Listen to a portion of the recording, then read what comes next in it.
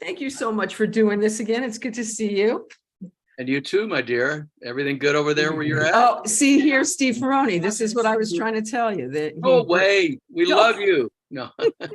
One of my favorite drummers on the planet. He is a monster talent, without a doubt. While you're saying that, I just went, Snuffy and I went and saw Ringo recently. And he's really, when he sits behind the kit, he's crazy. He's just crazy. I know that the Beatles came along after you started playing. Who influenced you? Oh, well, when I first started playing drums, the drummers that I listened to were the drummers that were playing in the music that I was turned on by, which got me going. And that was like the music of Bobby Bland and Ray Charles and stuff like that. And then Stax Records and then Motown later. Those are the musicians and the music that I listened to, and all of those players, Al Jackson Jr. at Stax, and John J. Starks with Bobby Bland and people like that. Those were like my favorite guys that I grew up on. And later on, when the great rock drummers came along, that happened as well. But I didn't realize that I was such a fan of Earl Palmer's until I found out how many of those records that he played on that were seminal to rock and roll, made in New Orleans, especially of all places, Cosmo Matassa studio. So that's what I cut my teeth on, and I go to that music so easily. I obviously branched out and learned many other styles, but that's what I cut my teeth on, was that kind of music. Who were the rock drummers that turned you on when you were young? Well, of course, Ringo. He can't, the charm of Ringo is just amazing. He was magical in so many ways, and either visually watching him doing his thing. Isn't he fun to watch? He is. You watch this guy doing this thing where he shook his head, and you're going, you couldn't take your eyes off of him doing it. And of course, the groove that he kept for all of those wonderfully written songs that the Beatles did was perfect. And he played all the right parts. His time was good. His taste was good. His fills were good. He was influenced by a lot of the stuff that I'm talking about as well, because they grew on American rock and roll, blues, R&B, sort of. Those were their early influences. So Ringo had such a magic, and then of course, if you go through the evolution of the Beatles till you get to Sgt. Pepper, wow. We just watched Get Back again, and it's just amazing, isn't it? And Sgt. Pepper to the White Album, and it just kept getting better and better and better, and all of these things that came out on these incredible songs and these drum parts that were melodic or simple or group, and so many people should have learned to play by that if they didn't, but he was a major influence. Ringo was one of the most incredible. I love the feel of Charlie Watts, without a doubt, all the early Rolling Stones, and of course Bonham with Led Zeppelin was a real pioneer in the way, man, that cat had a real slick way of swinging the beat and everything, and yet rocking hard at the same time. You rock really hard. I got to see you play a couple times recently, and you are a rockin' slamming drummer. You really are. Thank you. You really are. Very fun to watch, because you look like you're very laid back, but you're slamming the shit out of it. You just look so, relaxed and kind of, but you play hard. You play hard. Well, I do when the music calls for that type of intensity. I play a little, a friend of mine, were discussing volume and drums and drummers the other day, and some of the places that you play live, you can't really let it go like you would if you were playing in an arena. And I'm used to, from all of my years of touring, of playing in larger places and playing really soft and quiet. I hear that next week is going to be a little bit of a challenge. Well, yeah. We do the best we can with all of that. All things considered and everybody considered. So as we always do. We try to make it, I always say, try to be musical in any situation. But there are types of music that require a little bit more intensity than others. Okay. So how about okay, you play with one of the greatest bass players. Terry Wilson is he's a monster. Yeah. I think he's really underrated. I don't think enough people know how brilliant he is. Yeah. When I get to watch him play, I'm always just taken aback by he's an incredible songwriter, but his bass playing is really kick-ass. What other bass players have you like thrill you to play with? Well, I mean, I've got to play with very briefly Chuck Rainey for one day. And then the guys that I really got to be, Terry and I go, let me go to Terry first, because you got to start with Terry. We go back to like 1969, 68, which is around the same time as Snuffy. All of us met in Houston, Texas. Okay, so how did you guys meet? My brain cells don't work that well, But you guys were teenagers, basically. You were teenagers, right?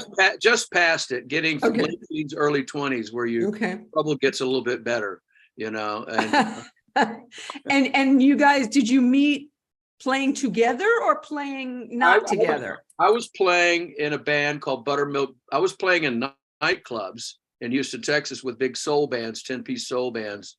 And you started doing that when you were like a young teenager, right? 17, 18. No. You told me last time you were like 15 when you started playing in nightclubs. When I first started playing in nightclubs as soul music, but at around 16, 17 is when it really started to break out. Junior in high school, I was like playing in, not 6 nights a week all the time, but very often I had 6-night-a-week gigs. And I would be going to school and working 6 nights a week. How were your parents? Now, I know your dad was a player as well, but how did they feel about you doing this? Well, they didn't like it. Of course. It was always a problem, because that was a lifestyle that they never wanted me to be a part of. And we got past all of that. And but I started playing in the big soul bands and stuff like that. And now, how did you, Mr. Little White Boy, get to be playing in these soul bands? It was the influence of the music that I heard earlier on. My dad was into country music, and I that's pretty much all I listened to, and everything else. All the black music, African American music, was kind of like, you don't want to hear that. You know what I mean? Where I grew up in Texas. Well, yeah, you grew up in Texas, yeah. Oof. So I remember my cousin Betty, and I've told the story several times. She babysitted for a few times for my mother a few times with my brother and I. And when we went to their house, and Betty was there, and the parents were at work, and it was just cousin Betty looking after all the little kids. And she had African American music on the radio on these two stations in Houston called KCOH and KYOK. And she was playing that music, and I went, wow, and I couldn't believe it. So the story is that at that point, I wanted to drive the car, but I was too young. Obviously, I couldn't get my learner's permit till 15. But my dad, I talked him into letting me back the car up about 25 or 30 feet. And that way I could at least get in the car, put it in gear, look behind me, hit the brakes, put it out, turn it up. That was a thrill for me. And for that thrill, I told him, I'll wash the car. I'll do everything, whatever, So I'm washing the car. And one Saturday after the cousin Betty thing happened, and I'm going crazy about this music, I'm starting to slide into it. The radios in the old days had push buttons on them, 1, 2, 3, 4, 5, 6 push buttons. So I turned the last two buttons. I turned the dial to those 2 black stations, and I pulled the buttons out as presets. Boom. Okay, I'm listening to them when I want to listen to. But the other 4 stations were my dad's stations. And right. So the next day after church, we're driving out to grandma's place in the afternoon for the brunch, late afternoon, whatever.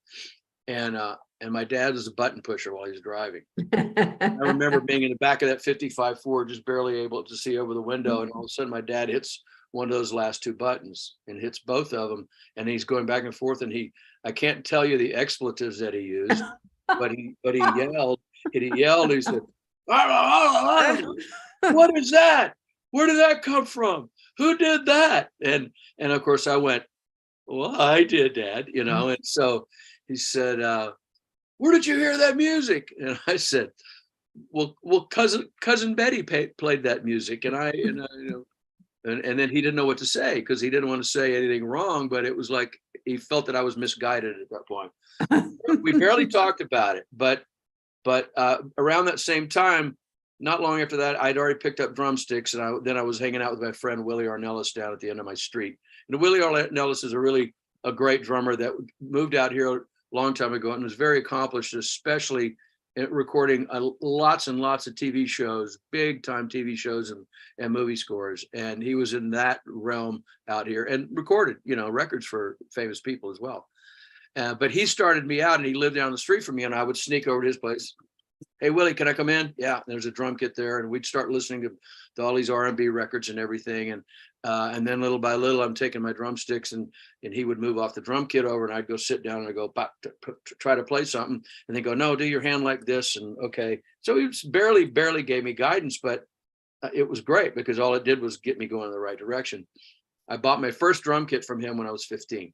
And we were sitting there in the house in the afternoon. The phone rings, and someone asked him if he could come play at a certain bar that night. And he goes, no, I can't. I'm already busy. He's got the phone up to his ear, and he says, but I know somebody else who might be able to do this. I'm 15. I've never played a gig. He looks across the table and he goes, I know somebody. He's looking at me like, I know somebody that might be able to do this. And he's like looking at me. And I went, I was puzzled. He goes, he puts his hand over the phone. He goes, hey, you want to do a gig tonight? And I said, well, I have to ask my mom and dad, So he says, okay, Charlie, we'll call you back. Hangs up. He goes, you better go ask your mom and dad. Well, it just so happens that on that day, I skipped a little bit in there between the first time we got together and this day. But on that day, he decided he was going to sell one of his drum kits. And he said, I'll sell you that drum kit there for $100 if you give me the money in 7 days. If not, it's 150, and I went, okay. So wow. I go and sell my motor scooter for $40, and I walk back 2 miles because I had no transportation. I had a little bitty motor scooter, and I got the drum kit. And I don't know what to do with it, but I have a drum kit. I bought a drum kit. So then I go down after the phone call and ask my mom and dad, and it was like hell because they were like, no, you're not playing in a nightclub. You're not playing in a nightclub. So finally, my dad's like runs me off to my mom. Ask your mom. He was frustrated. Mom, can I come on? Mom said, oh, honey, no, you're too young to do this. And go ask your dad. I go back to dad, and finally, dad said, all right, I'll let you do it, but here's the deal. You don't smoke any funny cigarettes from anybody, and don't drink any alcohol, and don't talk to the women. All right? Dad, I am 15. None of those things register on my, Right. So I go back to Willie's and I said, I can do it. And so Willie calls him back and says, hey, I got you a drummer. His name is Tony. Yeah. Blah, blah, blah. Yeah. Okay. Hey, can you come pick him up? Well, come to my house and pick him up. Okay. I'm waiting outside, and I'm 5'8" now, and I was 5'6" or so then. I'm not a tall man. And so he calls the guy comes to pick me up, and I'm waiting out front, and he walks up and he goes, hey, I'm looking for a guy named Tony. And I'm using the accent because this is Houston, Texas, right? Right. I'm looking for a guy named Tony. He said, I said, hi, I'm Tony. Picks me up, we put my stuff in the car, we drive off. We're down the street a little ways. And he goes, how many gigs, where you been playing lately? I said, I did a sock hop, and I played in my cousin's garage. And he goes, so you haven't played any clubs or any? I said, no. He goes, this is your first gig? I said, yes, it is. And then the funniest part, which I always tell us, I love this line, is in the front seat over here, the guy's face that I couldn't see yet was the bass player. He goes, this is so-and-so, the bass player, Ronnie, the bass player. And he didn't turn around yet. But then when Charlie said, so this is your first gig, the bass player turns around, and he had a glass eye, and he looks at me and he goes, no shit. So I'm like, I was very scared. I went, man, what has Willie done to me? You know?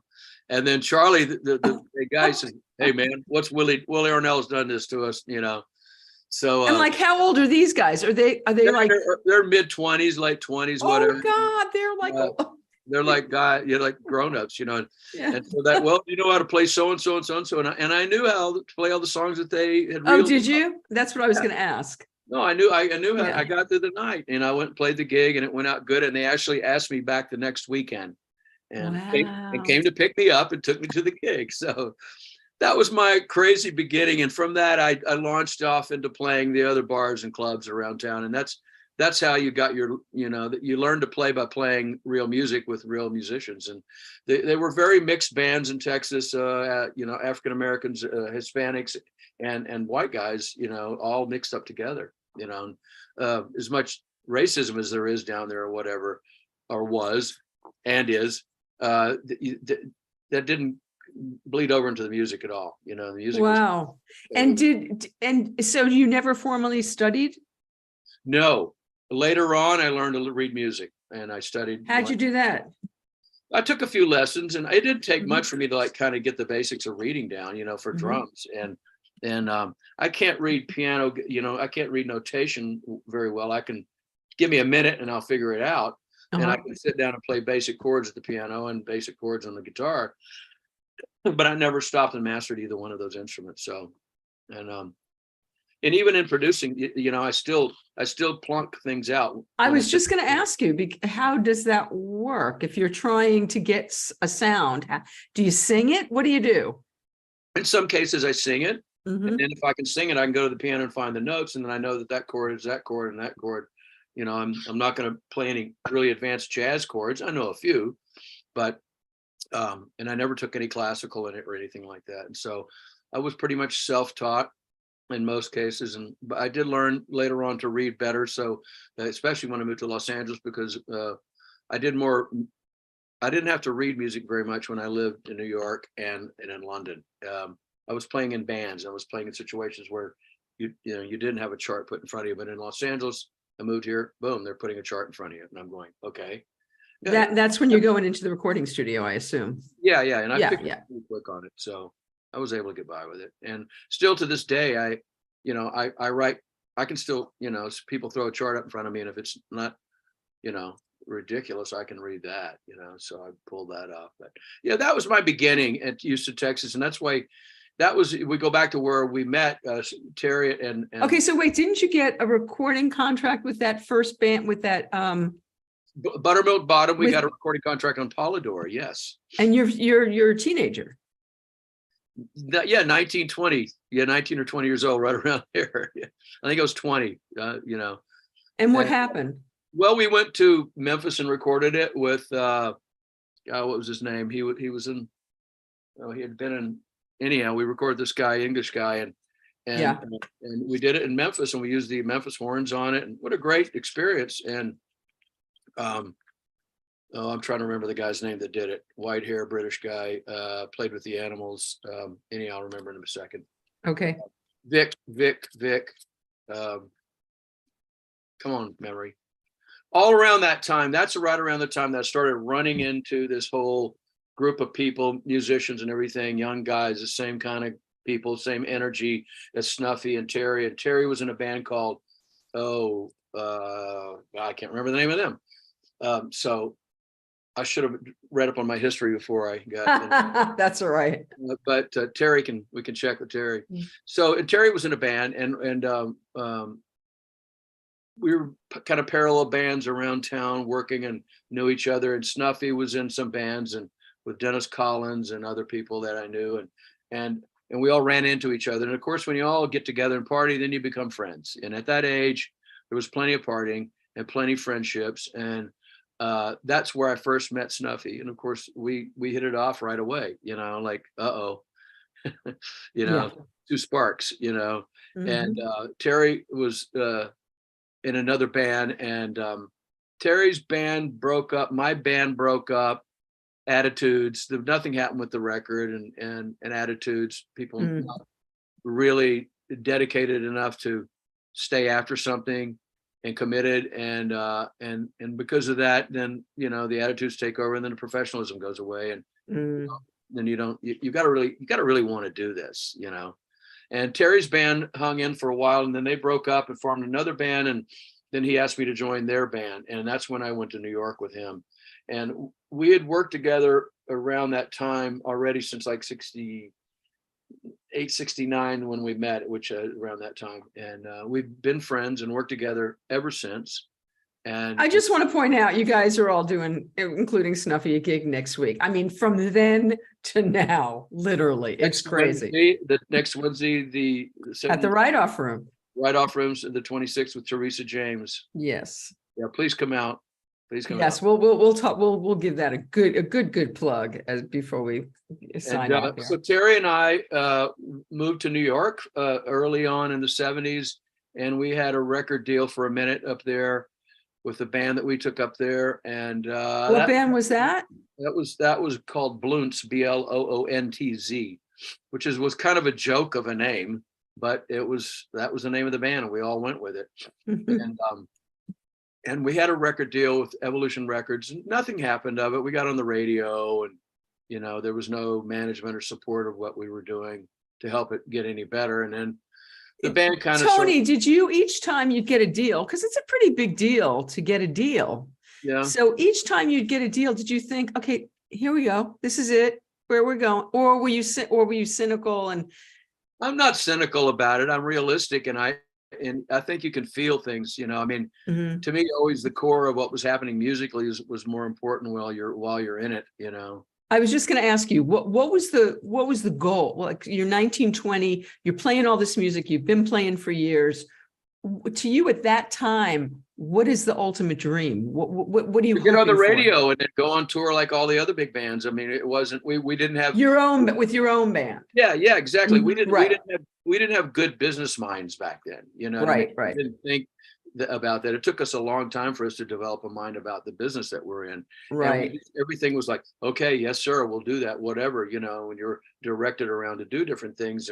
And we did, and we paid attention, and we did really well. We made a record at Electric Ladyland. I made a lot of friends in New York City, and had a wonderful time. Totally broke, but running around New York City when you're totally broke is a challenge. But I managed to pull it off. And Did you guys used to go to the clubs in New York and sit in and do stuff? Did you used to play the clubs in New York? Every once in a while, yeah, we get over the Bitter End and places like that. I used to book a club down there. Right, the original Other End became the Rock and Roll Cafe, and I booked that club in the 80s. Yeah. Wow, that was what a great strip of life. Oh my God, yeah, crazy.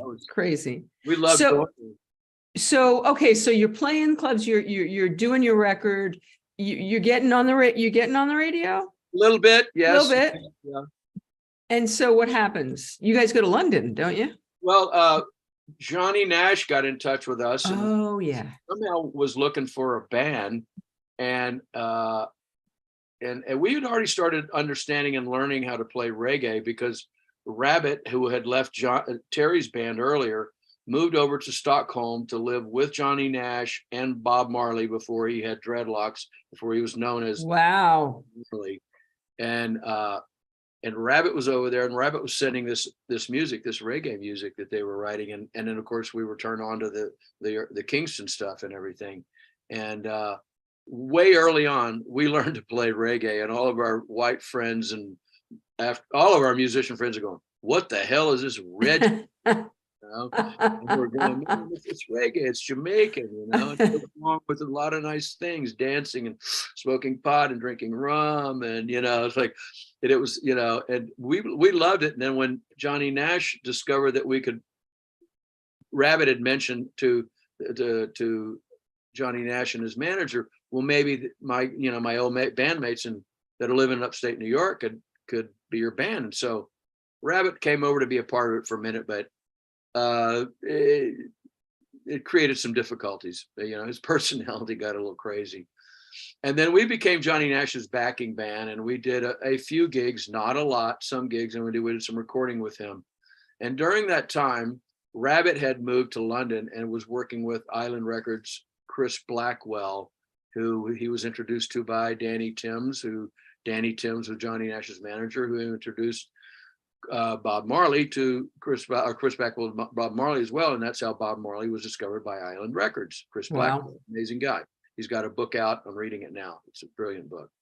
And Rabbit had done some recording over there, and he'd come back to the States. And while he was in the States with us, with Johnny Nash, we'd gone to a couple of studios, and everybody liked the tracks that we did with Rabbit. There was some simpatico with Rabbit from Terry and I, how we came from the same town and we played together. And Rabbit said, I want this drummer and this bass player to come to London and play with me and be my band in London. And he went to Blackwell, and Blackwell said, well, if they can get themselves here, transport, we will give them a place to stay, because they had a record company apartment, big apartment, and we'll give them a stipend to get by, and they will just be here, utility to use. We can use them on anything. They'll work for Island Records playing in our studio. That was the ideal situation. Wow. We went to New York and talked Danny Timms into our, publisher, Johnny Nash's manager, into paying for the ticket. He did. We went over there. We continued to write songs all the time and go in the studio and submit songs that we had to Cayman Music, their publishing company, and we did recording sessions at Island. We did recording sessions with Rabbit. Next thing people discovered that this rhythm section from Texas, a drummer and a bass player, were available to play sessions, and because of our style and our feel, we started getting some calls around town, and we got to work in some major studios with some really well-known producers, and we didn't make any chart-topping music, but it was a great experience. And I stayed there 5 years. Terry and I stayed there 5 years. While we were there and we were working for Island Records, Paul Kosoff, who was in Free, and they had their big hits. Free broke up, and a couple of the guys started Bad Company, and then Paul Kosoff wanted to start his own band. And so, because we were working at Island and we were, guys that could have, they wanted to play on it, they asked us to do it. And Terry was gung-ho. I wasn't gung-ho at first. How come? I don't know. I just didn't feel like it was what I kind of felt like I wanted to advance myself musically in something else. I'm really, really, really glad I did it. It was a wonderful experience. You operate a lot on instinct and intuition, don't you? It's got to feel right to me. Yeah. We all have that some ways, but not everybody listens to it. And it sounds like you do pay attention to yours. Well, I mean, yeah, I guess so. And I got involved, and I did the best I could with the talents that I have of playing, songwriting, and helping produce the records, because we didn't really have real strong production. We kind of went in the studio with a great engineer and did it ourselves. And I had quite a bit of studio experience already. So did Terry. I mean, I didn't say that, like, I started playing in the studio probably when I was about 16 or 17 in Houston. Wow. And I would do country sessions, gospel sessions. There was one studio there. I was the main call, and I had a beard and really long hair, and I would be on a country session one day, and I'd be on a gospel session the next day. It wasn't a lot of money, but it gave me a lot of experience insofar as playing in the studio. So when I got to that situation in New York, and then later in London, I knew what microphones were and how to play to respond. So we did a Backstreet Crawler. It ended in a real bad, sad situation with Paul passing. He had a real terrible drug problem, and we made 2 records with him. And that's when Snuffy came back on the scene. When Didn't he pass like when you guys were together on a flight or something? Didn't he die on an airplane? Did he die on an airplane? We did. We came back to the United States and did our second. We came to the United States and did some touring and barely made it through it with Paul with his health and his drug problems. And Snuffy came out and helped us on a lot of those dates. Yes, he's on one of the tracks, isn't he? He's on some of it. Yes, he probably more than one. And then we were headed back to New York to go do a bunch of promotion, and then go to London. And Glenn Johns was going to mix the record, and we were on Atlantic at the time. We didn't sign with Island, by the way. After all of that, we signed with Atlantic. Ahmet Ertegun followed us around. Wow. To the studio, to festivals, whatever. Hey guys, how you doing? I want to sign you up. It was wonderful. I loved Ahmet. What what a wonderful, amazing human being he was. Stories for days, just funny as could be. I'd love to have been around him even more. So, and a major figure in the record business. So anyhow, so we're on this plane, and Paul decides to go to the bathroom, and that was the end. And we got off the plane in New York, and it was quite awkward. And we got through the day, and we went to London, and they mixed the record, and we put together another band and called it Crawler. And Atlantic didn't like what we were doing and started treating us like, the kids in the back. And so we got another guitar player, and we found a manager, a guy by the name of Abe Hawk, American guy who was over there working for Led Zeppelin and had just left Led Zeppelin and running their label. Who was playing guitar for you now that Jeff Whitehorn became our guitar player. Mm-hmm. And we wanted Rabbit, but once again Rabbit was running off and around doing something else, and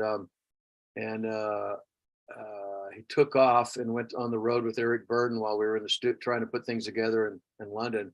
And we got a guy named Mike Montgomery that we knew from Texas, Oklahoma, to come and play with us. And we went out as right. He came as the keyboard. I'm getting mixed up. We went back out as Crawler, and we signed to CBS, and we started doing tours with, Foreigner and Boston. Yeah, you were opening for some big acts. Yeah, we were playing arenas and opening for huge acts. Wow. So now so stop a second here. So what was that like for the boys from Texas? Great. I mean, here we are, and our dressing room is like a basketball dressing room in an arena now. We're playing in like big places. It was wonderful. We had a great crew of mostly Scottish guys who took care of us, and we had a ball. Do you feel like, okay, we're making it now? We thought that there was a good chance. That's when we thought, well, something's happening now, and we had a very proactive record label. Mm-hmm. And there were great guys, and then we had a great manager as well, Abe Hawk, and we thought we could have really done well with all of that. So our first manager that we had with Backstreet Crawler, a guy named Johnny Glover, I wouldn't trust him with a dollar bill to this day. I hope you hear me, Johnny.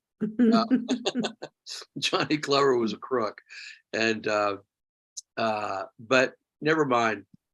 So we finished that, and then we made our second record at Caribou Ranch, and it turned out good, and we toured behind that as well, and then we came to try to make another record, and we were rehearsing in Texas, and something just clicked in me, and I went, I don't know that I love London. I don't really want to leave London, but I think I'm more attracted at that point of being in the United States in the late 70s. I liked what was going on musically, and other music had popped through.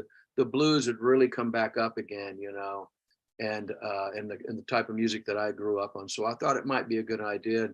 I decided to stick around and stay, and Terry did as well. Then we all just kind of bailed in London and stayed in the States, and playing around at bars for a little while, a few months, and then I went, look, guys, I'm gone. And they went, what do you mean you're gone? I said, I'm going to Los Angeles. I'm packing up my Mustang. I'm putting a drum kit in it and my suitcase, and I'm going to Los Angeles. I'm leaving there, and I'm going to figure out a way. And that was like 79, and I moved here, and I've been, that was the new era of my life, and I wouldn't, look. What was the first big gig? I know Johnny Nash was before. The first big gig after I got here was working with Eric Burdon and Snuffy. And how did that happen? I think Louis Cabaza, a keyboard player from Houston who had lived here, was doing some recording with Eric, and I got asked to go in the studio with him. And I think Snuffy got involved right around the same time as well. And we cut some demos for Eric, which later on led to going into a real studio, and also were used some of the demos, I think. And then we went on the road. I think Snuffy went out on the road on some of the early stuff, playing with Eric Burdon. And and we had a lot of fun together, And then my next gig was Were you there in Australia when he had his bottom, at the bottom of his bottom? I was there the whole time. I witnessed everything, which is why when Snuffy, when the documentary that Mark Maxey did, the brilliant documentary, Up to Snuff. Up to Snuff, and Snuffy said, when Mark said, well, how about some of your old friends that will talk about that era of Snuffy? And he suggested that I be the guy to do it. And I said, Snuffy, you don't want me to be that, because what am I going to say? I said, I can make up stories. And Snuffy goes, no, tell the truth. I went, Snuffy, are you really sure? He said, yeah, tell the truth. So we go in the studio to do this interview of me for the documentary. And I looked over at Snuff and I said, Snuffy, we're about to do this. He goes, yeah. And I said, this is your last chance, kind of like, you sure you really want me? I'm not sure of my words, but that was kind of my sentiment. You really want me? You're sure? He goes, he thought for a second, he went, well, yeah, go ahead. And Snuffy sat about 10 feet behind me, 10 feet from me over behind a curtain while I was being interviewed. And I could hear him holding, trying not to bust out the whole time. Because Mark is asking me to tell stories about Snuffy, and I tried to be. I said, you want me to be honest? And he said, yeah, I'll be honest in whatever way I can. I don't know. I mean, I don't want to make Snuffy look bad. I love him to death. He's a wonderful human being and a great friend for many, many, many years. And we all lived through that and through it. And by living through it, we're here now. Yes. And we're all good. But I told the stories, and yes, I was there in Australia when that happened. It's quite a scene going on in Australia. Mind you, we all had a lot of fun. I bet you did. But it's just that Snuffy's particular, I would say, penultimate or his ultimate night was that particular one that we all remember the details of. Snuffy, you can ask him, he'll tell you. I'm pretty sure he'll tell you. I'm not going to tell you. No, or else you can watch the documentary and it's all there. And it's all there up to stuff. Okay, so you go out with Eric Burdon, and Terry's in there too, right? Yeah. We were still all roaming together, and when I moved out here, Terry very soon followed me. And some of the other guys from Houston that we were working with in the bars, they came out as well, but they didn't last very long and they went back. I see. Terry stayed. He managed to tough it out, and so did I. After the Eric Burdon gig, I got a call from someone at Warner Brothers here who I knew from playing in some. They used to have what they call showcase bands, and I was a musician that could, play in a band and learn somebody's original songs and go showcase with all these little small clubs around town. Right. And there was a guy that worked for Warner Brothers, and he had mentioned my name to the people at Warner Brothers when Rickie Lee Jones was putting together a road band. This was Pirates. This wasn't Chucky's in Love. This is right. the next era. Mm-hmm. So I went to the rehearsals, to the auditions, and I was the last drummer called that week, and I show up on like a Saturday, and I walk in and I played whatever I thought I could do. I didn't get a chance to learn too much. I learned a few of the songs from the records and went in to play them. And at the end of the day, it was like, hey, you want to come back Monday and continue auditioning? And they've been auditioning drummers and bass players and guitar player, everybody all week long. And I came back on the Monday, and then the door opens while I'm up on the stage, and in walks David Garibaldi, one of my heroes. And Garibaldi walks in, and I'm going, what's going on? And I thought that I would, by coming back on Monday, they were kind of giving me the gig. Right. So they didn't talk about much. It was pretty awkward. Garibaldi walks in, and I went, well, look, I don't have the gig. I get up, I grab my stuff, I walk out, I walk past Garibaldi, I shake his hand. I'm honored to meet you. I'm a huge, huge fan of yours, Dave. I can't believe that this is how we're meeting. Good luck. And I walk out, and I think nothing of it. Okay. And a couple of days later, Rickie had said to the keyboard player, Mike Ruff, I don't know, what do you think, Michael? And Michael said, well, David's playing great. He's he's an incredible drummer, blah, blah, blah. And so she said something about, well, I don't know, I hear it a little different or whatever. And Michael said, come watch Tony play Friday night at this local gig with a lady by the name of Katy Segal, who became a very, very well-known actress and used to sing and write great songs. We were all in bands together. And Snuffy played with her also. This was a very incestuous group with Michael Ruff and all of you. Very incestuous, yeah. In one fashion, we were very incestuous, yes. Yeah, so and then she came to see me play, and at the end of the show, we had a cocktail and talked and just BS. And so she said to me, will you come back and audition again tomorrow? And I said, no. And she goes, you won't? I said, no, I won't audition. I'll come play for you, but I'm not going to audition again. You already heard me play. And I mean, I wasn't being cocky. It was just confidence. I was trying to show confidence. Mm-hmm. And she goes, okay. So I show up and I walk in, and Dave is now, confused because management failed to be honest with him. And I felt really bad about that. He and I talked about it later. I still think he's one of the greatest friggin' drummers in the friggin' in the fucking world, man. Dave Garibaldi, you're a god, monster. And so, but styles are different with different players, with different artists, and that's happened to me both ways. Being the guy and not being the guy. Right. So I got the gig, and that's the whole thing. And it wasn't like a ego boost because I got that gig, that situation. It was like I'm thrown out really into the deep end in LA, right where I wanted to be. I wanted to be in that deep end. I wanted to be pushed like that. And God, I had a ball. It just turned into such a fantastic musical situation. And I got called to go back and do another tour with her. And by getting to a level of a call like that in Los Angeles that quick within the first couple of years, really, really helped boost my your cred. image. Yeah, my cred, my image, and like, oh, this guy can go out on the road. He knows how to play with her, and people saw me play. So, there's a million incredible musicians here. That doesn't make you better than everybody else. It just means that something happened in your life that puts you in a situation of being able to play and getting that opportunity. I mean, I'm looking around the whole time at all these unbelievable drummers who were complete idols of mine, And then after the end of that tour, I was asked to do a Bette Midler tour, and I did that.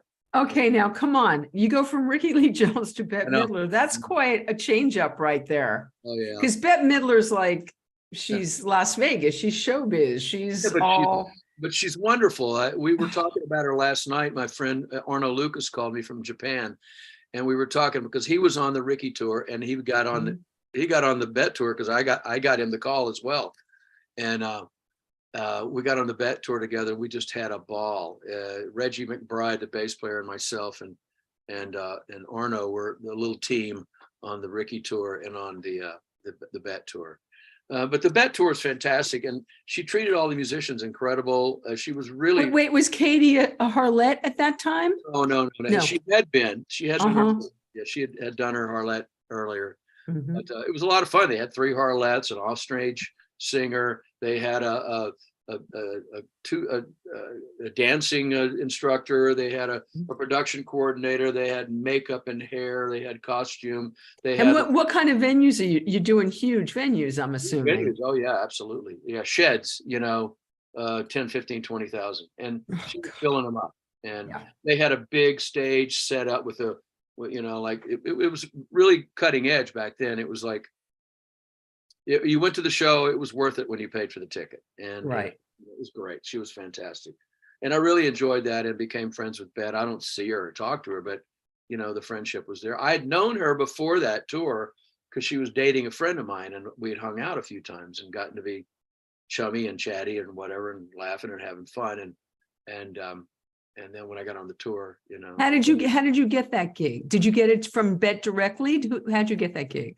No, once again, there was somebody else on the gig, and they weren't happy with him in rehearsals. And some of the guys that were in the band had known me, and they called, well, we're thinking of changing drummers. You got any ideas? Well, yeah, call Tony. I was sitting on the couch the night before going, God, I wish I had a summer tour. I really wish I had someone to make some really good money. Phone rings, the dream came true. Can you show up tomorrow? I showed up. And I'm up there playing. I don't know any of the music. I haven't had a chance to listen or learn anything, but I'm going to.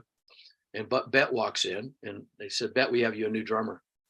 And she hustles, does her walk. She walks right up to me. And of course, she recognizes me and knows when she found out it was me, because she'd remember my name from the boyfriend that she had dated before, Chad Sanford.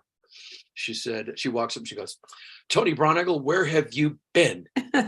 And I said, well, you didn't call me first, you know, and it just hit it off wonderfully so, and never had, you know, never had a problem. You know, if she wanted something, we made sure she got it. And if something was wrong musically, we just went, whatever you want, Bette, you're the star. We would change it and make her feel really good. So it sounds like she was great to work with. She was, and she always told the road manager, take care of my musicians. Wow. Whenever my limousines aren't being used and they want to go somewhere, let them have the limos. I love that. Who else has done that? You know, that's great. It was wonderful. Mm. Then after that, I was like, what? I don't know what I'm going to do after this. I played around with Etta James some, and I'd back with all the bands that I was working with in town. And, you know, Terry and I would be working with different bands. And I think by then Teresa had moved out here. I might be told I'm wrong. Right around that time, Teresa and Terry, we were all friends back in Texas. She was in another band that we were in back in the late 70s, early 80s. And she came out and hooked up with Terry, and they became a couple. And and then that was a new family. And Terry and Teresa, and I was married and then not married. To Judy, and then we were all friends living close by together and everything. And Terry came and Teresa came out, and that's when the Teresa James thing was born in this city, you know. And Terry started writing for her, and next thing you know, he put out a simple little record on her, and it just grew for him and her. And Terry, in this growth, it became a in the house, in the studio, songwriter, producer, and he's done. My God, he's made, I don't know how many records he's done with her, 8, 10, 11, something like that. I can't remember. At least. Yeah, and now Terry's producing a lot of outside stuff. And he's put out another 8 or 10 records on other people as well. And he's getting the call, you know, and I'm very proud of him. He does a great job. He writes great songs. He writes great songs. He really does. He writes great songs. Right from here, you know, from here. Yes, he does. That you could sing from your heart and comes out of your mouth like you're talking and saying something. And they're very memorable and catchy. And Teresa sings the crap out of them. And ridiculous. Yeah. She's such a soulful singer and so natural. Yes, she is. There's no put on of anything. Teresa just goes bam, and it comes. I love that about her. I love that. I have a really hard time with the show busy, you know, not the Bette kind of show busy, but when it's forced, if there's no talent behind the show busy thing, it's just showbiz. Well, it doesn't matter, you know, if someone can have a great voice, but if they're singing and they're doing all of this, but there's no soul behind it, it doesn't mean anything. That's true. Doesn't matter how good the instrument is if there's no soul. Correct. That's correct. Okay, so Terry and Teresa, and that's going on, the Bette Midler thing, and then what happens? Etta James, I was working around with Etta James, and and then Bonnie Raitt made a change in her. Okay, now how the hell did that? I mean, now that's someone huge. He was changing drummers, and someone said, I think it was Marty Greb. God bless him. He passed on us about a year ago. Wow. Ooh. Anyhow, did you know Bonnie from? No, did not know Bonnie. And she came to watch me play with Etta James on a Monday night at the Vine Street Bar and Grill. Pretty much hired me on the spot. And wow. She walked in with Hutch Hutchinson and Ivan Neville. And Ivan had just joined the band, and Hutch had been in her band about a year. And Johnny Lee Shell had been in her band about a year. And Marty had just kind of been in there shortly as well. And when, I can't remember the guy's name, left-handed British drummer. I'll remember in a second. He left the band, and she needed a drummer, and she hired me that night. And I played with her that Friday. I got beat up that night after that show, and I almost didn't make the Bonnie Raitt gig. What? Wait, what? I got attacked Physically beat up? I got attacked on the street by some street punks. Yeah, What? yeah. And they beat me over the head with my flashlight, and I shouldn't tell this on Facebook, but anyhow. Yeah, you should. This is what happened. Well, I went to look in a dumpster for my car had been broken into, and I went to look in the dumpster for my bag that they took out of someone took my bag out of my car, and the most important thing it had in it was my phone book, because phone books, you know how important they are. Come on. Yeah. Yep.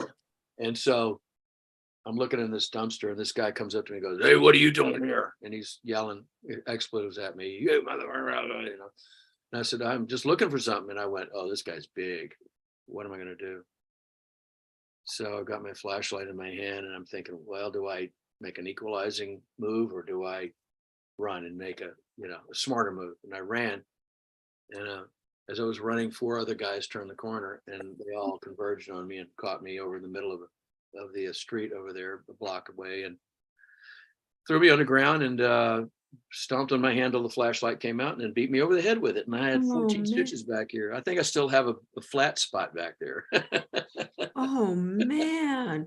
And you had a gig that night with Bonnie? No, I finished. I was just off the gig with Etta James, and I had to go to the hospital and get stitches. And I called Terry. I didn't have insurance or cash or anything. I said, "Terry, come pick me up and take me to the emergency room and bring some cash." And so he had a few $100 cash on him, and Terry came and picked me up and took me to the emergency room, and I got that, and I went home with some painkillers and a 6-pack of beer and stoved up for a couple of days. And then I rehearsed one day with Bonnie, and I went and did a gig with her, and that was it. That was it. The rest, that was the beginning of 8 wonderful years. So, and that was 84. Bonnie was that was when she soared and became like a superstar. You were with her nick of time. You were like, she was not when I first joined her. No, it was like, but she became while you were with her, right? Yes. She went and made that record, Capitol. She struggled with Warner Brothers, and then they kind of made one record on her, and it didn't do very well. And she was in between management and everything, and they were doing the people that were handling her were doing the best they could. And then she made that record on Capitol Records, signed her, and she made that record with Don Was and Ed Cherney, and man, nick of time, boom. Ugh. And we were on the Grammys with her. I played on two songs, or 2 or 3 songs on the record too. And she kind of had another band that they use in the studio. That happens a lot, a producer chooses who they want to use, and I know that. And, the regular guys kind of get sore about it, but it happens all the time to everybody. I was disappointed, but I wasn't not completely discouraged, because she was going to take me on the road. Right. So she made that record, and then the Grammy nominations came. She had 4 of them. We were at the Grammys, and she won all 4 that night. We were there playing with her. What an amazing evening to be at the Grammys, and the artist that you're playing with is nominated for 4 categories and wins all 4. I can't even, I can't even imagine what that was like for you. Being on stage was like magic for me to be a part of that, and in her and her talent and around everybody at that time. What year was that? 89. Was she with Michael O'Keefe then? Oh, don't ask me that. Her husband. She was married to Michael. No, I know Michael very well. He's a very good friend. I just can't remember. I don't know if they were together then. They might have been. Been. I talked to Michael occasionally. I gave his little 7-year-old son drum lessons during COVID. Oh, how sweet. It was really a lot of fun. It was so cute, So you're with Bonnie and you're with her. So now Tony, tell me what you play with people for a long period of time like that, and you go through this massive success with them. What shifts? Why do you think what makes artists, or do you even give thought to, what makes artists make these changes every so many years? And is it heart-wrenching? Do you accept it? What is that? It's heart-wrenching, and I'm going to try to start out, from a fair point of view. All things evolve, and then that brings, the evolution of people going through things, that brings a change. And sometimes a change brings a change of consciousness, a change of mind, a change of taste, a change of expectation. And with all of that new success, I mean, I remember Bonnie saying while we were on the bus when she was nothing, she goes, "I love you guys. Thank you for hanging out, excuse me, with me. When I become successful, you'll all be here with me forever." And I never believe that when somebody says that, you know. And I'm not calling her a liar because I love Bonnie ridiculous. I love her. She's an absolutely wonderful human being, and she does so much good for so many people in the world. She decided it was time for a change. She had some. Well, it did. Now, was it? There was nothing personal. It was just like a. No, I don't think it was anything personal. I mean, you know, I think she had some outside influence. I think some people were saying to her, "Oh, you need a new band." And in fact, I'm pretty sure I've been told some stories about some people that they've said some things like, "Oh, you know, you need a new band now because like you're big time." And like, so that happens. That happens. And anybody that's in the music business that's watching this, they know that stuff happens and it changes. You just got to get on with it and move on. And how okay, in that particular situation, how did you find out? How they let you know? It's funny because the awkward part of it is I could already tell there was some kind of almost a whisper going on, and I went, "What?" And that's the part I look back on that I didn't appreciate, and I don't appreciate the fact that it came down that way. But I'm not going to hold any grudge toward anybody that happened. I'm friends with everybody that was involved with all of that, from management. And have you seen? I assume you've seen Bonnie many times since. Yeah, of course, many times, you know, of course, and yeah, it was a wonderful experience all of those years. God bless you, Bonnie. I thank you for all of that. You know, I love you madly, and you're an incredible artist, and I love what you do for the music and the music business and what you represent in both ways in life and for music. And I see what you do for other people all the time. She's an amazing woman. Especially like you see where she won this year, the song of the year, and all these people, she beat out all of those huge pop stars. And then that guy wrote in the Daily Mirror, you know, some obscure blues singer named Bonnie Raitt. And isn't that great? The world is so behind in some ways, you know. And that's because Bonnie was a great experience, and I learned a lot about a lot of things. And my musical thing had moved on, and in the genre that I started out as a kid that I wanted to play in, that's where I really got to shine again by playing with Bonnie. Not that I didn't with Bette, I did with Rickie Lee because it was style-wise, it was close. Right. That was good, but that was more pop music. I still had a ball playing with her. With Bonnie, I was able to get closer to the realm of what I grew up on with rhythm and blues. Right. And what a great experience it was. And then I'm off the road, and I like, what do I do? So what do we do? Little by little, it started trickling in, and Johnny Lee was a guitar player. He got let go as well at the same time. And you know, with all the uncomfortable parts of it, you know, I said to Johnny one day, I said, "Hey, come on, man, we just got to kick it back in gear for ourselves." And he had a 4-track recorder, and we started pulling the 4-track in his bedroom and making little demos. And then we went out to the garage and tittered around. And the next thing you know, we got the 4-track in the garage. And the next thing you know, he's moving his car out of the garage, and we got the drum kit in the garage. Then he buys an 8-track, and then he buys a little desk. And next thing you know, it's a card table with a desk and an 8-track. And now we're, you know, and next thing you know, and I just left there a couple hours ago. Now it's a full-blown studio, and we've made, I don't know how many, we've made 40, 50, 60 records there now. And I produced 20 records in that, at least 20 in that studio alone. And that's what was born out of the spirit of losing that gig. Wow. Something different. And we started playing around town as who we were. We were a band called, Bonnie, we were Padlock.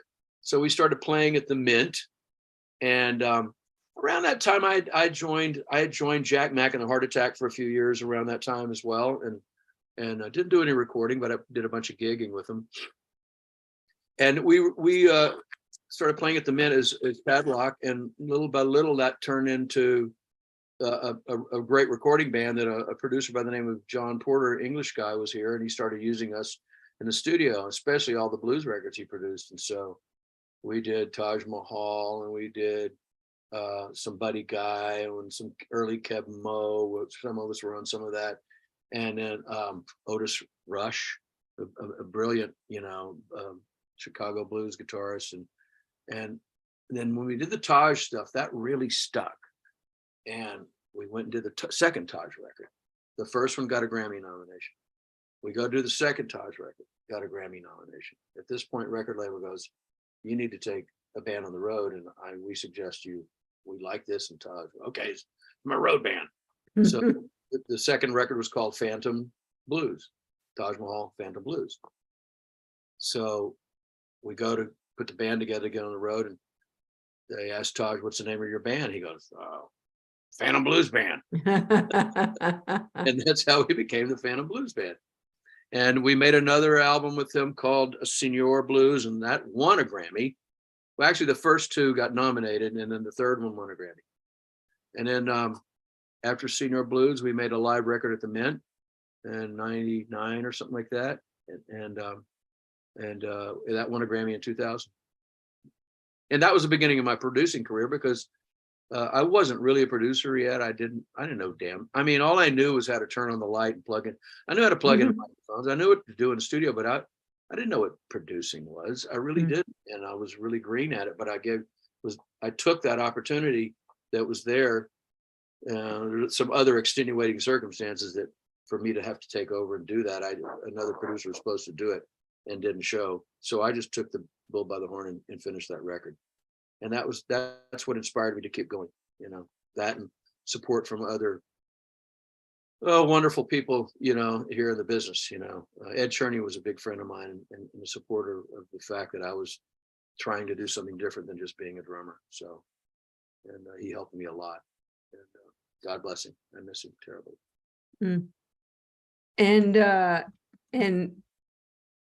Lyle Lovett, you played with Lyle, didn't you? I did. You're looking back in I did a short stint with Lyle. Lyle and I were, our mothers went to grammar school together. So we always call each other cousin, Cute. Back in Houston, Texas. Lyle's great. What an incredible talent. He was working in all the folk singer-songwriter clubs back in Houston, where we would be with, Guy Clark and Townes Van Zandt and Don Sanders and all these incredible Texas singer-songwriters. That's where we used to hang out, and Terry and I did a lot because we were working in a band with Rocky Hill, whose brother was Dusty Hill, who was the bass player in ZZ Top. We were the blues act on Wednesdays when all the other singer-songwriter guys came through. A lot of fun things. Life it seems like there's a lot to tell you, or like I've told you a lot, but there's a lot more. Okay, okay. So we're going to just touch on a couple more things that are big headlines, like Robert Cray. How did that happen for you? Once again, through relationships of musicians that I had met over the years and whatnot, we came off the road with Taj around, I think about 2002 was our last time that we right around 2002, 2003. I was kind of okay with it. I after a while, the bus is not that comfortable anymore. Wait, aren't you going back out with Eric Burdon every once in a while? Once in a while, because I started producing Eric in 2002, right then, the first time, and 2002, 2003. And I didn't go out on the road with him right away, but after a while I did, and I went in and out with him several times. I produced 3 records on Eric over the years. We had a wonderful, that's a relationship that is an absolute treasure of mine, to be that close to that man and to have him tell the stories that he tells about Jimi Hendrix and everything else that happened to him way back when he first started out, the Beatles and the Stones, and the Animals were more popular than the Beatles and the Stones when they started out. I remember. Eric was a bigger star, but he's such an interesting character, and he lives in Athens, Greece now, and I wish I could talk to him more often. We talk on the phone occasionally, but not enough. But yeah, that was around that time, around in 1999 or 2000, something like that. 2001, whenever it was. I got a part in Oh, I started playing with the Blues Brothers. Okay, wait. Okay, so that the Blues Brothers, and according to Jim, on my next was my next question. So how the hell did that happen? 94, the House of Blues opened, and I was in the house band, and we played on Monday nights, and we would invite people out to come and play with us. I mean, Bruce Springsteen stopped in one night. We had other big names would come in and play with us, just come up and jam, and we had a great little band, Jimmy Wood and JJ, and oh God, later on Johnny Lee ended up in that. I can't remember who the first. Johnny Lee became a part of it as well, and then a couple of different keyboard players, and we went through some evolution. And Joe and Daryl with the horns that ended up in Phantom Blues Band, the first version of it. And Belushi comes in one night, and we had, as a joke, had invited him, come on up, sing, you know, man, play, get your harmonica and sing, and not as a joke, like inviting him, thinking he's going to come up and as a comedian come up and have fun and do a parody of his brother or whatever. And he did. He came up, and a couple of weeks later, he comes back and says, "Hey man, can I sit down with you guys?" And I think he wanted us to do Viva Las Vegas or something. So I think that might have been the first thing we did with him. And he got up, and then he got bit by the bug and enjoyed it. And then members of the band would started turning him on to music, you know, blues and real stuff, and he would go home and listen to it, and then he'd come back and he found out that he could go do corporates and make some very decent money as a big name actor that he was. Right. So we started out that way. Then but because we were the house band at the House of Blues, Aykroyd is part of the scene. Next thing you know, Aykroyd is kind of tired of the Blues Brothers band and didn't really want to do that anymore. And Jim said, "Come on, man, I'll take care of all the business. All you got to do is play with these guys. They're great." And he goes, "Oh yeah, they're great. Oh, those are great musicians. I love to play with them." And that's the new Blues Brothers that we are now. We're the Blues Brothers with the Sacred Hearts, the Sacred Hearts band. The Blues Brothers band is another different entity that deserves obviously an incredible amount of respect as well, because those are some of the greatest musicians of all time that played in that band. Steve Cropper and Tom Malone, and I can't remember all the rest of the guys, brilliant players. And how long, this has been going on a long time, hasn't it, for you? Yeah, that started in late 90s when we started doing some things with the Blues Brothers band. Not the Blues Brothers band, with Dan and Jim. And Jim became the new partner that after John's death. And when they did the Blues Brothers 2000, Jim was supposed to be in it, and something changed in the business part of the casting part of it and Jim wasn't in the movie. And but they carried on, and they're still doing it, and we're still doing some stuff with them. Is it fun? Oh, it's a ball. We call it our acting gig. You know what I mean?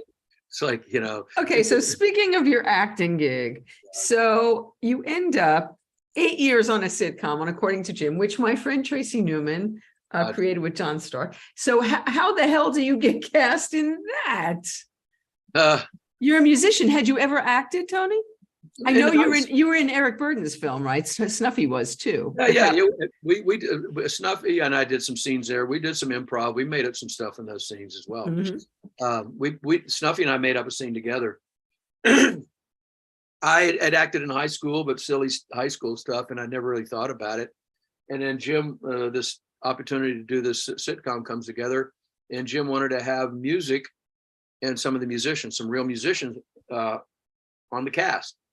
And so they did a pilot, and at the end of the pilot, they said, "Well, we can't use the band. If we're going to use a musical scene, we need real actors to do it." And then when Jim said, "Okay, well, I got to come on, let me just have one guy that I can have, doing it," the producers, I guess Tracy and whoever else was. Well, if there's one guy, it's probably that guy, the drummer, because at the end of the pilot, he laughed and it looked good. I mean, that's all I could think of. That's all I could think of, Vicki. There were no lines. Why did they choose me? I didn't. He laughed. I love it. I didn't go, "Hey man, come on, give me the part." I just walked away from it, and it came my way. And then Jim calls me and says, "Hey, will you go for an audition?" And I said, "Sure." And so I I guess, yeah. So I learned my part and everything. And he was on Martha's Vineyard on vacation. He calls and says, hey man, you know your line, or you're going to the audition today? I said, yeah. He goes, do you know your lines? He was nervous for me. And I'd already given up on being nervous. I thought, I'm okay. I've got a musical career. I'm going to be fine. I don't need to worry about being an actor in Hollywood. I really don't. So that's a lot of pressure. And so I learned the lines, and he said, read them to me. So I read them to me, and I was trying to be funny, and trying to be a good character. He goes, no, stop. He said, stop. Don't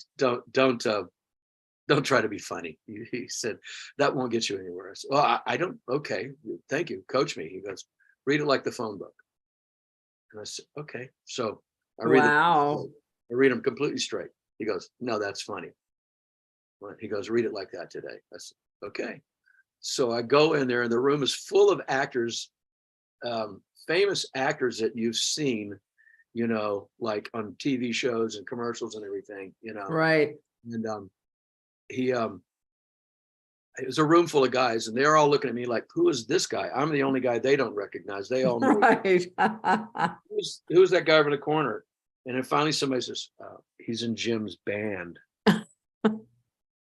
It had to be that way, because then all of them, they're all coming over and kissing up to me. Hey man, how you doing? I'm Bob. I just started thinking I'm going to get the shoe in, which Right. probably would happen anyhow.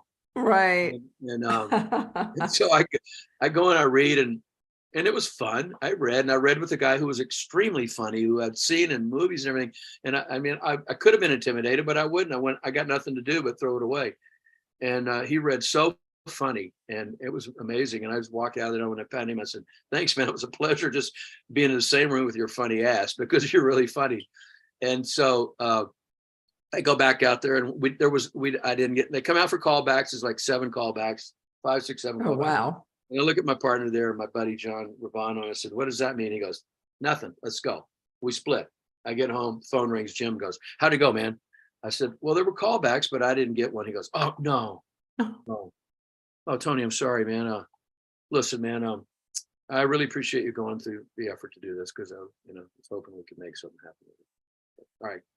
I said to my wife, I said, hey, there you go. C'est la vie. Get on with the music. Phone rings. Jim says, hi, Jim. He goes, callbacks don't mean shit. You're right. What did you do? So he said, go join SAG Monday. So they put me in on SAG and everything. And, God bless Jim for giving me that beginning and that shot, and the amount of fun that I had on the show. And I got to meet Tracy before, and I knew John Stark, the other creator, already beforehand as a friend. Funny guy, brilliant, great guy. And I got this welcoming feeling of being in there, and I'm the only non-actor, and I had to suffer through being the non-actor. They hazed me, in the first show. How so? Well, they at the last minute, that like an hour before we're about to go shoot the show, the script lady comes over with a complete straight face and hands me a different script with this big long speech in it. and we've got new lines for you. And I looked at it and I went, at first being so new to it, and I went, oh God, wow, well, I better learn this. This is a great opportunity. I got to do everything they want me to do, to be here. So I went out in the trailer and I went, wait a minute. And I went over to Jim's assistant, and Jesse goes, oh, you better learn those lines. So I went out in the trailer. I learned the lines. It was a really wow. And I went, wait a minute, something's going on.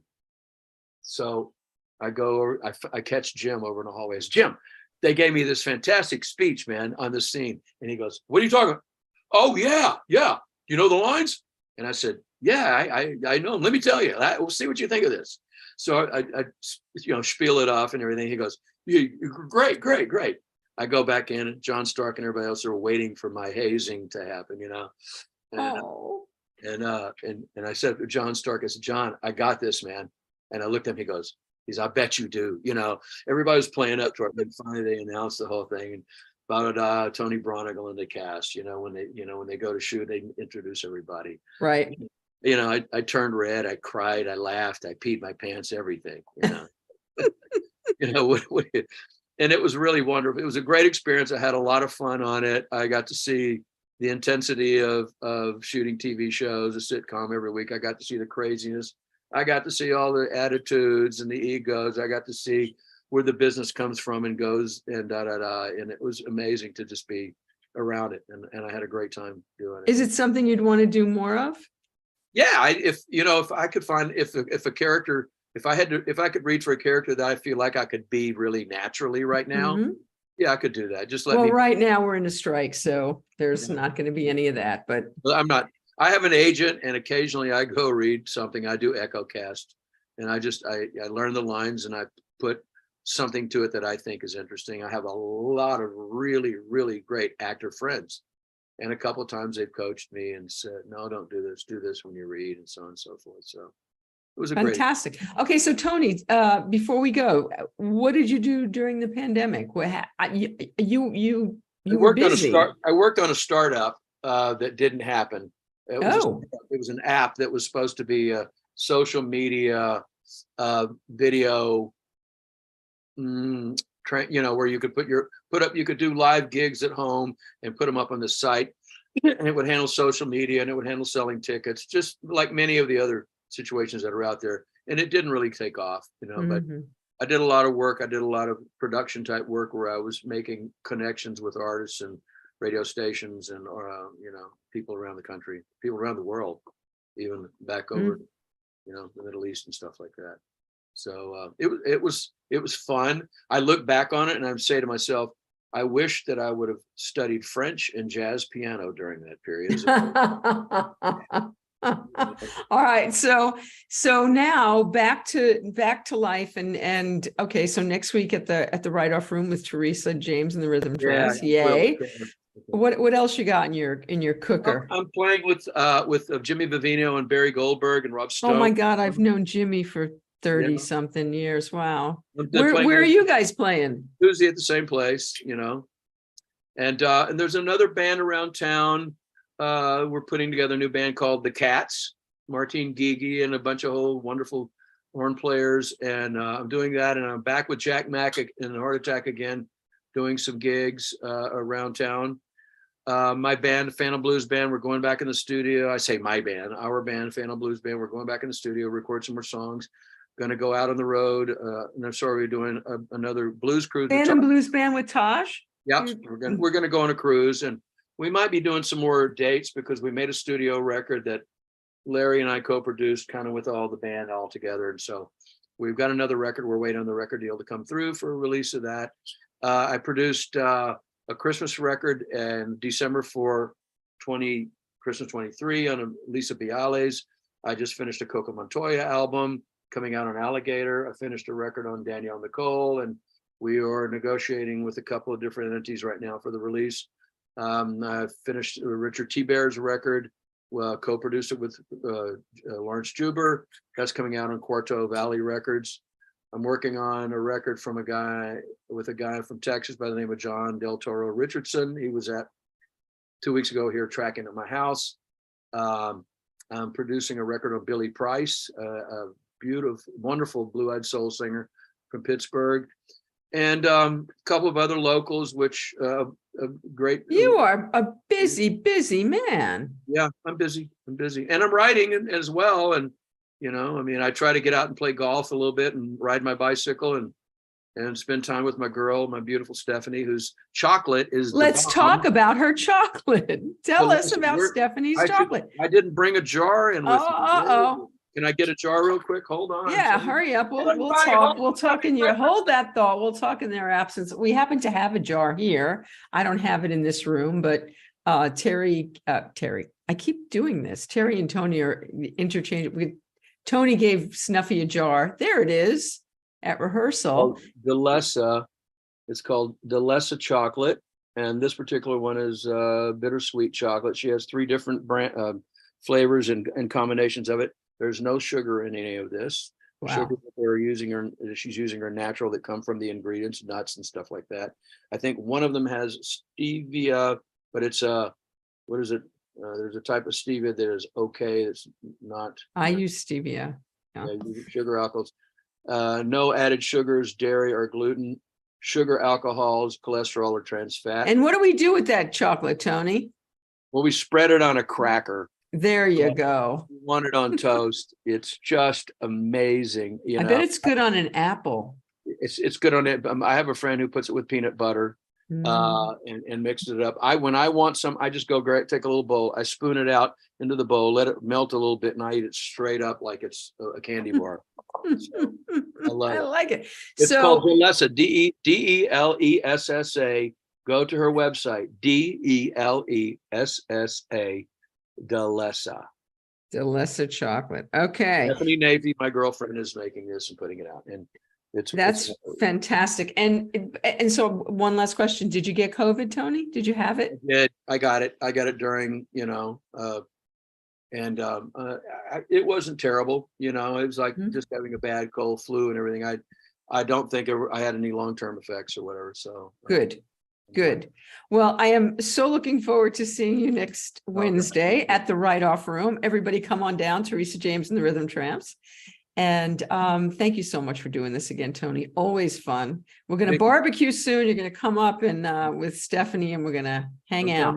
I'll bring my bathing suit. Thanks for letting me babble and asking me so many questions and being so patient to let me tell these ridiculous stories. It's wonderful. Hey, this is rock and roll. This is important stuff. It's important to get this stuff down and have it chronicled, because you've lived a life, and you've played with amazing people. You've done a lot of great work, Tony. And I want to add, please come out to see Teresa James and Vivino Goldberg next week at the Write-Off Room, and support the place. It's a wonderful place for a lot of great musicians to play at. It's a home. Wonderful venue in LA. Thanks again, Tony. See